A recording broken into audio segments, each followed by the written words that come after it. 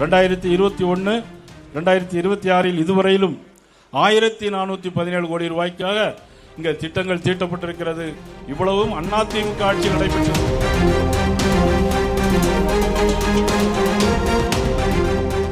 பாட்டிலுக்கு 10 ரூபான்னு பாடும்போது செருப்ப கலந்து வீசுறாங்க, கரண்ட் ஆஃப் ஆகுது, போலீஸ் லத்தி சார்ஜ் பண்றாங்க.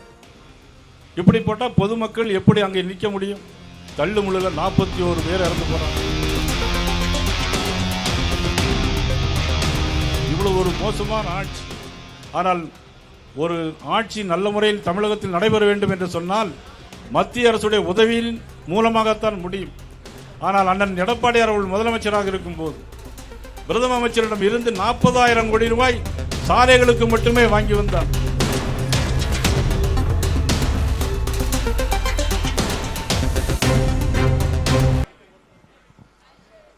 நமது பக்கத்து ஊரிலே இருக்கிற திருப்பூர் இன்றைக்கு ஏற்றுமதியில் இன்றைக்கு சற்று பின்தங்கி இருக்கிறது. காரணம், அமெரிக்கா 50% வரியை போட்டதன் காரணமாக.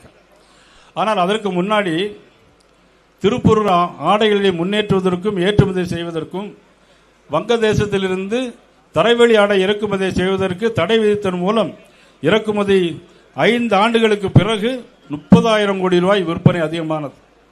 20% அதில் பருத்திக்கும் 11% இறக்குமதி நீக்கி பருத்தி, பட்டு, கம்பளிகள் ஆகியவற்றிற்கு 15% விலை மானியம் வழங்கப்படுகிறது. ஆனால் மின்கட்டணை உயர்த்தியது தமிழ்நாடு அரசு. அந்த மின்கட்டணத்தை சரி செய்வதற்கு ஜிஎஸ்டியில் வரி குறைத்தது மத்திய அரசு, பாரத பிரதமர் நரேந்திர மோடி அவர்கள் என்பதை நாம் மறந்துவிட முடியாது. தேங்காய் விவசாயத்திற்கு 5% ஊக்கத்தொகை திட்டத்தில் ஏற்றுமதி அதிகமாகி இன்றைக்கு தேங்காய் விலை கூடியிருக்கிறது. நமது அண்ணன் பொள்ளாச்சி ஜெயராமன், மகேந்திரன் நிறைய தோப்பு இருக்கு. ஆனால் இன்னைக்கு தேங்காய் விலை அதிகமாக இன்னைக்கு பேங்க்ல நிறைய டெபாசிட் வச்சிருக்கிறாங்க, தேர்தலில் செலவு செய்யறது. ஆக கொப்பரை ஆதரவு விலையை 100% அதிகரித்திருக்கிறார்கள். திருப்பூரில் 100 படுக்கைகள் கொண்ட இஎஸ்ஐ ஆஸ்பத்திரி வந்திருக்கிறது. இதுக்கெல்லாம் காரணம் பிரதமர் நரேந்திர மோடி அவர்கள். அண்ணா திராவிட முன்னேற்ற கழக ஆட்சி இருக்கும்போது நமது உடுமலை ராதாகிருஷ்ணன் அவர்கள் அமைச்சராக இருந்த நேரத்தில் ஒரு கால்நடை மருத்துவக் கல்லூரி கொண்டு வந்தது நமது அண்ணன் எடப்பாடியார் அவர்கள். யாரும் மறுக்க முடியுமா? இது நல்லாட்சி நடைபெற வேண்டும் என்று சொன்னால் அதிமுக தலைமையில் ஆட்சி நடைபெற வேண்டும், தேசிய ஜனநாயக கூட்டணி ஆட்சி வர வேண்டும் என்பதை நான் இந்த நேரத்தில் தெரிவித்துக் கொள்கிறேன்.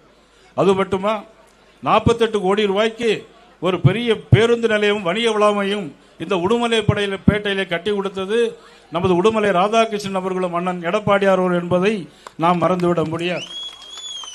உடுமலைப்பேட்டையில் அரசு மருத்துவமனையில் 100 படுக்கை கொண்ட புதிய கட்டிடம் சிடி ஸ்கேன் மற்றும் 6.93 கோடி ரூபாய் மதிப்பீட்டில் அமைத்து கொடுத்தது அதிமுக அரசு. யாரும் மறந்துவிட முடியாது. 2021 2026 இதுவரையிலும் 1417 கோடி ரூபாய்க்காக இங்க திட்டங்கள் தீட்டப்பட்டிருக்கிறது. இவ்வளவும் அதிமுக ஆட்சியில் நடைபெற்றது. பாரதிய ஜனதா கட்சி தலைமையில் நடைபெற்ற மத்திய அரசு, பாரத நரேந்திர மோடி அவர்கள் கொண்டு வந்த திட்டத்தின் அடிப்படையிலும் இவ்வளவு காரியங்கள் நடைபெற்றிருக்கிறது.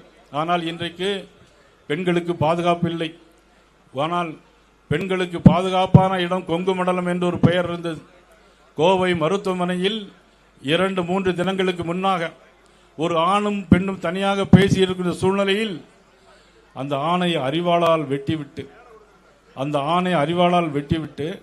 அந்த பெண்ணை இழுத்து போய் முள் புதருக்குள்ள கூட்டிட்டு போய் 3 பேர் பலாத்காரம் செய்திருக்கிறார்கள். விடியற்கால 4 மணி வரையிலும். காவல்துறை என்ன செய்து கொண்டிருந்தது? காவல்துறை கையில் வைத்துக் கொண்டிருக்கின்ற நமது முதலமைச்சர் என்ன செய்து கொண்டிருந்தார் என்றுதான் எங்களுடைய கேள்வியாக உடனடியாக நாங்கள் கோவைக்கு போய் போராட்டம் நடத்தினோம்.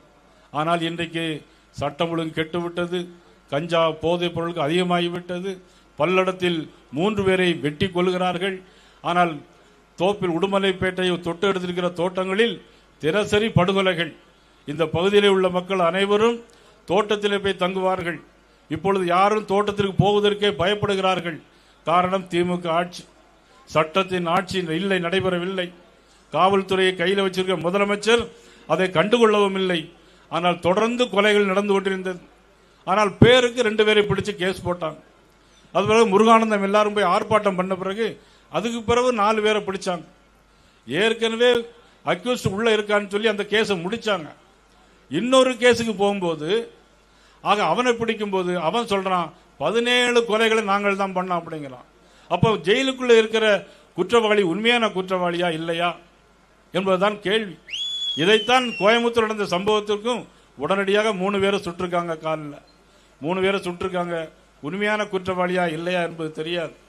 இதையெல்லாம் மாற்றி அமைப்பதற்கு நீங்கள் கண்டிப்பாக வருகின்ற தேர்தலில் 2026ஆம் ஆண்டு நடைபெற தேர்தலில் அனைவரும் தேசிய ஜனநாயக கூட்டணிக்கு வாக்களிக்க வேண்டும் என்பதுதான் எங்களுடைய வேண்டுகோளாக வைக்கிறோம்.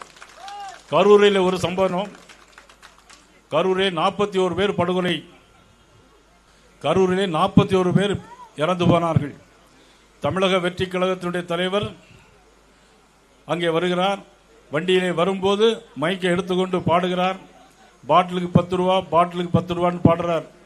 பாட்டிலுக்கு 10 ரூபான்னா என்னன்னு தெரியுங்களா உங்களுக்கு? பாட்டிலுக்கு 10 ரூபான்னா என்னது? பாட்டிலுக்கு 10 ரூபான்னு பாடும்போது செருப்ப கலத்து வீசுறாங்க. கரண்ட் ஆஃப் ஆகுது. போலீஸ் லத்தி சார்ஜ் பண்றாங்க. இப்படி போட்டா பொதுமக்கள் எப்படி அங்கே நிற்க முடியும்? தள்ளு முள்ளுல 41 பேர் இறந்து போறாங்க. 3 வயசு குழந்தை, 10 வயசு குழந்தை தன்னுடைய தாய் கண் முன்னாலே எல்லாரும் நசுக்கி அதை அந்த குழந்தை சாகிறது. தன்னுடைய தாய் கண் முன்னாலே 3 வயது குழந்தையை கூட்டத்தில் நெரிசலில் மிதித்து கொல்லும் போது அவர்களுக்கு எவ்வளவு வைத்தறிச்சல் இருக்கும், எவ்வளவு வேதனை இருக்கும். இந்த பாவம் எல்லாம் யாரை பிடிக்கும்? 41 இறந்து போனார்கள். முதலமைச்சர் உடனடியாக சென்னையிலிருந்து இரவோடு வந்து எல்லாரையும் போஸ்ட்மார்ட்டம் பண்ணி அதிகாரிக்கு முன்னாடி அனுப்புகிறார். ஏன் இந்த அவசரம்? எதற்கு இந்த அவசரம்? தேவையில்லை. கள்ளக்குறிச்சியில் 65 பேர் இறந்து போனார்கள். 10 லட்சம் ரூபாய் கொடுக்கிறாங்க. விவசாயிகள் கரண்டில் அடிபட்டு செத்து போனா 3 லட்சம் கொடுக்கிறாங்க. ஆனா சாராயம் குடிச்சிட்டு செத்தா 10 லட்சம் ரூபாய் கொடுக்கிறாங்க. என்ன ஆட்சின்னு தெரியல. அந்த ஆட்சி இப்படிப்பட்ட ஒரு மோசமான ஆட்சி தான் நடைபெற்று இருக்கு. மகளிர் உரிமை தொகை 1000 ரூபாய் கொடுப்போம்னு சொன்னாங்க. ஆட்சிக்கு வந்து 2 வருஷமா கொடுக்கல. பாராளுமன்ற தேர்தல் வரும் வரைக்கும் கொடுக்கல. ஆட்சிக்கு வந்தவுடன் முதல் கையெழுத்து நீட்டு ரத்து செய்வோம்னு சொன்னாங்க. இதுவரையிலும் செஞ்சிருக்காங்களா? செய்யல. அவங்களுக்கு தெரியும், சொல்லும் போதே பொய்யை தான் சொல்றாங்கிறது தெரியும். இருந்தாலும் பொய்யை சொல்லி ஆட்சிக்கு வருவதுதான் அவருடைய கூட்டணியுடைய வாடிக்கையாக வைத்திருக்கிறார்கள். இவ்வளவு ஒரு மோசமான ஆட்சி. ஆனால் ஒரு ஆட்சி நல்ல முறையில் தமிழகத்தில் நடைபெற வேண்டும் என்று சொன்னால் மத்திய அரசுடைய உதவியின் மூலமாகத்தான் முடியும். ஆனால் அண்ணன் எடப்பாடியார் அவர்கள் முதலமைச்சராக இருக்கும் போது பிரதம அமைச்சரிடம் இருந்து 40,000 கோடி ரூபாய் சாலைகளுக்கு மட்டுமே வாங்கி வந்தார். இது பாரதிய பிரதமர் நரேந்திர மோடி அவர்கள் கொடுத்த பணம். இன்னைக்கு தமிழகத்தில் 11 மருத்துவக் கல்லூரிகள் வந்திருக்கிறது. 11 மருத்துவக் கல்லூரியும் யார் கொடுத்தது? பாரத பிரதமர் நரேந்திர மோடி அவர்கள் கொடுத்தது. யார் இங்க வாங்கிட்டு வந்தாங்க? அண்ணன் எடப்பாடியார் அவர்கள் வாங்கிட்டு வந்தார்.